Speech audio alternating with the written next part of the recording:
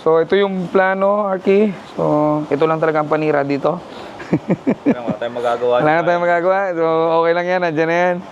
Yung isang kopya nito, nabigay na natin sa client nung unang meeting natin. Client ng plans natin. Tapos, ito lang naman yung titibagin natin dito. Ito, titibagin natin to.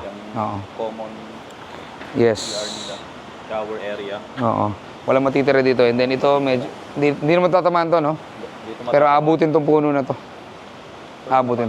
Tanggal to, yung mga puno na to. So, ayan. Coconut. So, yan yung beauty ng may plan and design. Kasi kita mo kagad kung ano yung tatamaan, ano yung pwede mong alisin, ano yung aalisin mo dapat. So, yun yung beauty ng may plan and design. At saka, syempre, mas madali ang costing pag ganito. Kasi pag may plan and design ka, andyan na kagad eh. Kita mo na lahat ng materials, kita mo na lahat kung anong mga gusto mo. So, yun yung purpose nun. Alright?